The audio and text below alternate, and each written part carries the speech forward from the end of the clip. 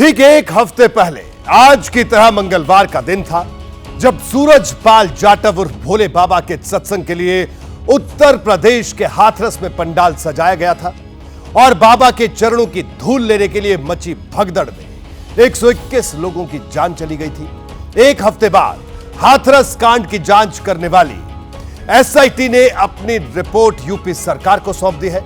855 पन्नों की इस रिपोर्ट में भोले बाबा का नाम गायब है। हादसे के लिए आयोजकों को जिम्मेदार ठहराया गया है। एसडीएम, सीओ और तहसीलदार समेत 6 अधिकारी सस्पेंड कर दिए गए हैं, लेकिन रिपोर्ट में कहीं भी बाबा को जिम्मेदार नहीं बताया गया है। जबकि एबीपी न्यूज के कैमरे पर तमाम चश्मदीदों ने बताया कि बाबा चाहते तो भगदड़ नहीं होती। बाबा ने हादसे के बाद वीडियो संदेश तो जारी किया, लेकिन वो कहां है फिलहाल कोई नहीं जानता। बावजूद इसके मंगलवार के दिन कानपुर से लेकर संभल तक बाबा के आश्रम में उनके भक्तों की भीड़ जुटी। एक तरफ चाय, चरण और चमत्कार है और दूसरी तरफ अमंगल से मचा हाहाकार है।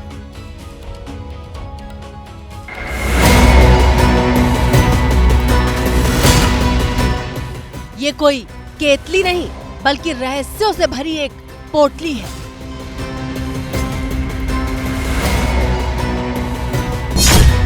बाबा के आश्रम में मौजूद ये महज सफेद रंग के एल्यूमिनियम का एक बर्तन भर नहीं है।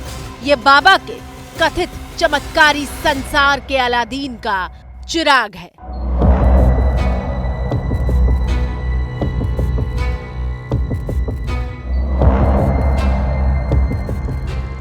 इस केतली में कैद है रहस्यों से भरे बाबा नारायण साकार हरि की कल्पना की उड़ान वाली वो दुनिया जिसके पीछे दीवाने हैं बाबा के सैकड़ों भक्त।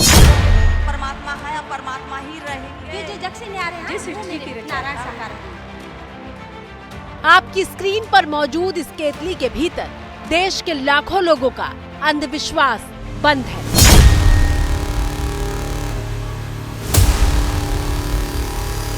ये वो केतली है जिसके भीतर मौजूद पेय पदार्थ को बाबा के भक्त बेहद अलौकिक शक्तियों से परिपूर्ण मानते हैं। वो काली चाय जिसके आगे मेडिकल साइंस की कोई कीमत नहीं है। इनका अंधविश्वास है कि ये चाय बड़े से बड़े रोग को ठीक करने की ताकत रखती है। परमात्मा है और परमात्मा ही रहेंगे। ये जो जग से न्यारे हैं जिस सृष्टि की नारायण साकार है। सब दुख बीमारी सब दूर हो जाती हैं। अच्छा। टीबी हो, कुछ भी हो, सब दूर हो जाती हैं। अच्छा। खांसी, सांस सब दूर हो जाती हैं। अच्छा। जरा सोचिए ये कितना खतरनाक है। जिन्हें टीबी जैसी भयानक बीमारी हो और वो डॉक्टर के पास जाने की बजाय आश्रम में आकर हर मंगलवार को इस काली चाय का सेवन करके अपनी बीमारी ठीक करने का इंतजार करेंगे, तो अपने साथ साथ कितने और लोगों तक संक्रमण को पहुंचाते होंगे। ये बाबा की विशेष काली चाय है। हाँ। अच्छा। हवा दवा भी होती है ना, वो भी दूर हो जाती है, वो भी नहीं आती फिर। सब रोगों से छुटकारा हो जाता है ये चाय पीने से। चाय पीना से।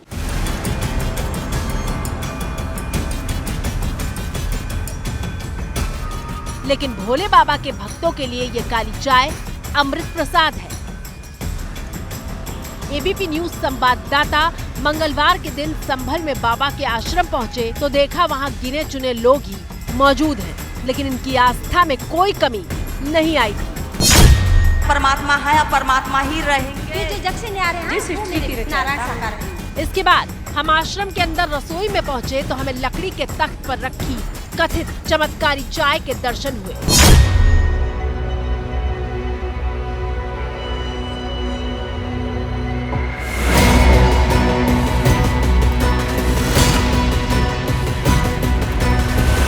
ये जो आश्रम का जो रसोई है उसमें ये केतली जो है ये रखी हुई है और यहाँ पर जो भक्त हैं जब आते हैं तो वो ये जो चाय है इस चाय को पीते हैं।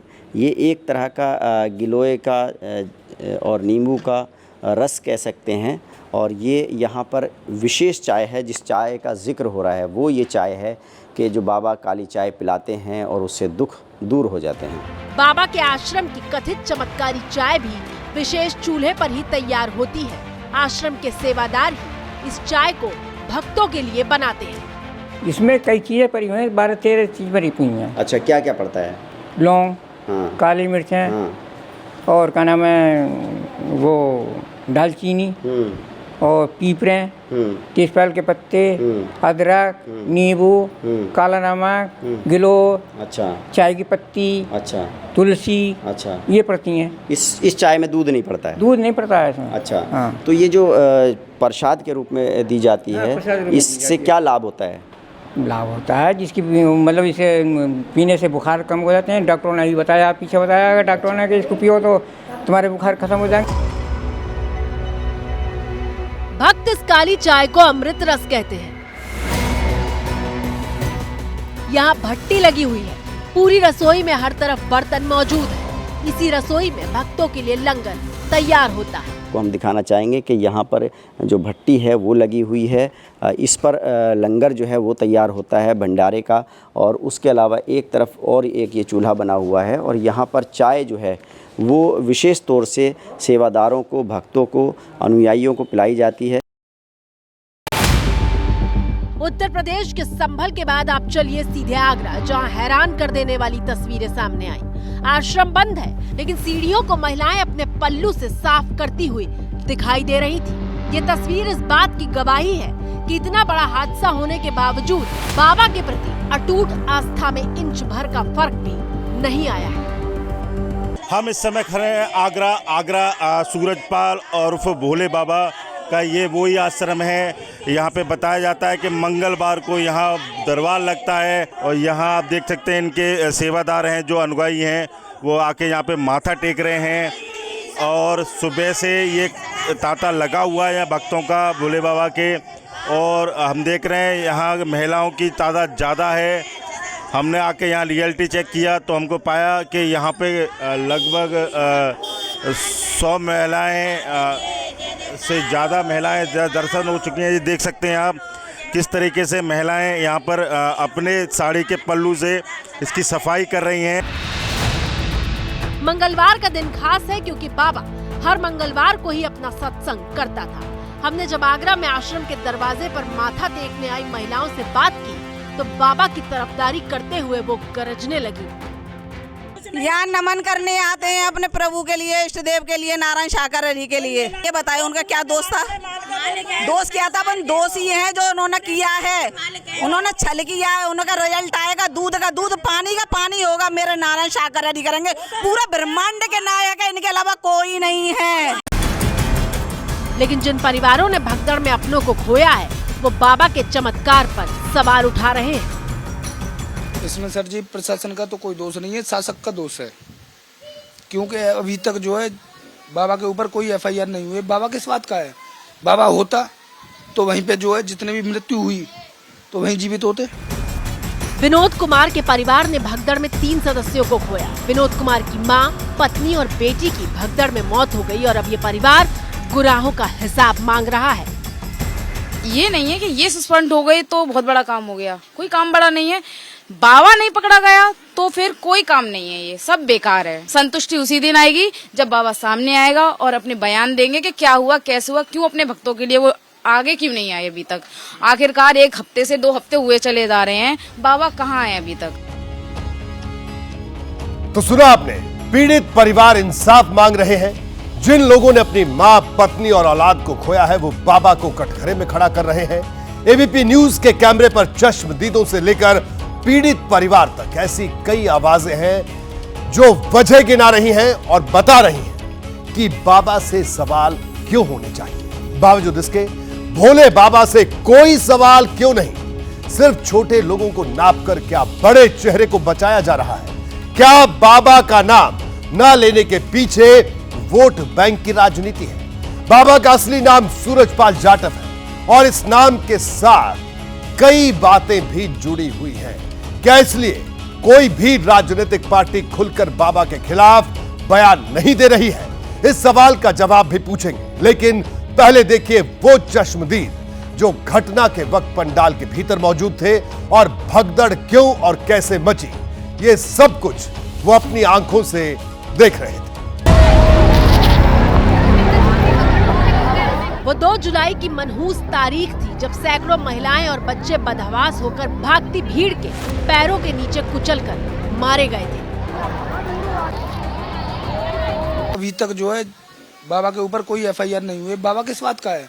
बाबा होता तो वहीं पे जो है जितने भी मृत्यु हुई तो वहीं जीवित होते। बाबा को खत्म किया जाए। बाबा नहीं है, ढोंगी है, बिल्कुल नहीं है। बाबा वहाँ से निकले, भगदड़ मची।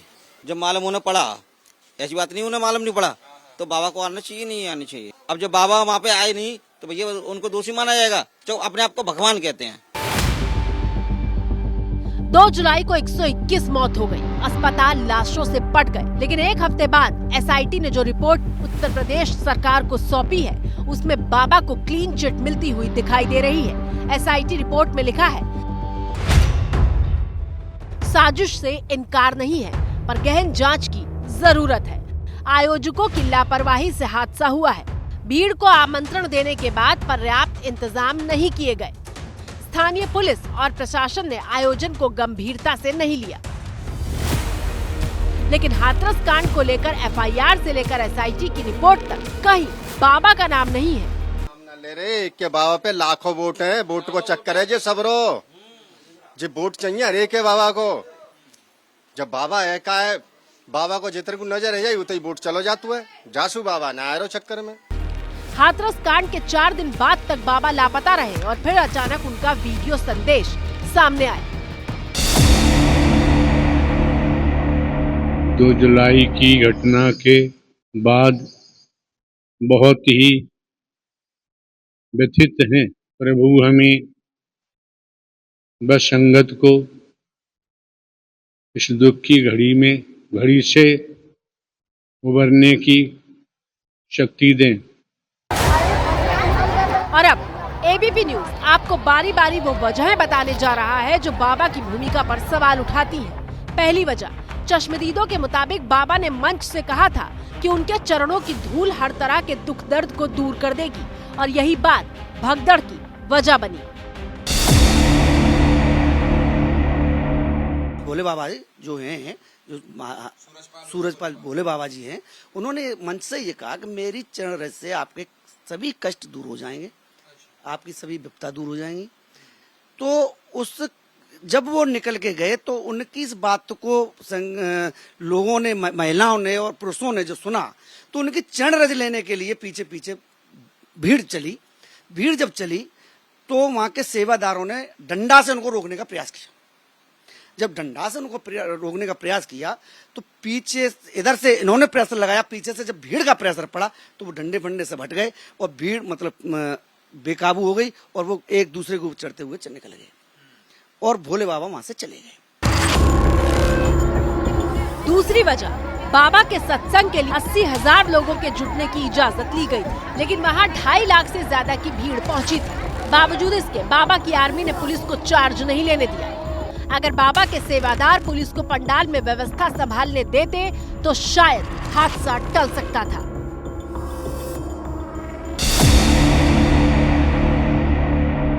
उन्होंने कोशिश करी अंदर जाने की, पंडाल में पुलिस कर्मियों, हाँ पुलिस कर्मियों ने, तो उन्होंने जो है उनको रोक दिया। बोला आप लोगों का अंदर आने का कोई काम नहीं है। किसने रोका? ये उनके सेवकों ने, सेवादारों ने। हाँ सेवादारों ने। क्या बोला सेवादारों ने पुलिस कर्मियों? बोले कि आप लोग के अंदर आने कोई काम नहीं है, आप अंदर की व्यवस्था तो हम ही संभाल लेंगे, आप जो ये बाहर की है भीड़ इनको संभालो। वहाँ पे अगर पहले से ही अगर पुलिस अंदर होती और वो कंट्रोल, हाँ, तो व्यवस्था इतनी दुर्घटना जबरदस्त नहीं होती। कांग्रेस के सांसद और नेता विपक्ष राहुल गांधी ने भी हाथरस के पीड़ितों से मुलाकात की थी, लेकिन बाबा को दोषी नहीं बताया था। और अब तो अपनी मां को हादसे में खोने वाले विष्णु कुमार जैसे कई पीड़ित हाथरस कांड पर राजनीतिक पार्टियों के रवैये पर सवाल उठा रहे हैं। उनके सामने आपने ये बताया था कि बाबा जो है के ऊपर भी कार्रवाई होनी चाहिए किसी तरीके की? नहीं, मैंने उनसे कार्रवाई की नहीं कही थी। हाँ, मैंने कहा था अगर बाबा को कार्रवाई है तो नेताजी थोड़ी सख्ती की जाए, उसे सजा दी जाए, चाहे बाबा हो चाहे प्रशासन हो, जिसकी भी कमी हो उसे दोषी मानकर सजा दी जाए। एसआईटी की रिपोर्ट आने के बाद एसडीएम समेत 6 अधिकारियों को प्रशासन ने सस्पेंड तो कर दिया है, लेकिन पीड़ित परिवार इस कार्रवाई को सिवाय लीपापोती के और कुछ नहीं बता रहा।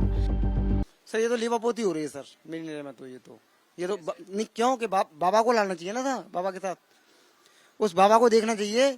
और ये क्या है, बाबा के कर्मचारी पकड़े हुए हैं, बाबा को कहीं पर नाम नहीं है, तो इसमें प्रशासन का हाथ है नहीं है। प्रशासन उसको दुबका रहा है या प्रशासन उसको बचा रहा है। पीड़ित परिवार सवाल उठा रहे हैं और सरकार कह रही है कि दोषियों को बख्शा नहीं जाएगा, फिर चाहे वो कोई भी हो। जो लोग भी दोषी हैं वो सरकार के मुलाजिम हो, सरकार के अफसर हो, चाहे वो बाबा के अनुयायी हो, बाबा के जो प्रोग्राम ऑर्गेनाइजर हो या बाबा खुद हो, जो लोग दोषी हैं उनके खिलाफ सख्त से सख्त कार्रवाई करने के लिए सरकार वहाँ की कटिबद्ध है। लेकिन बाबा का दोष साबित कैसे होगा जब उन्हें जांच के हर सिरे से ही अलग कर दिया गया है? इतनी जनता पब्लिक मर गई, आज भी सरकार सो ही रही है, कोई कार्रवाई नहीं करना चाह रही है। क्यों?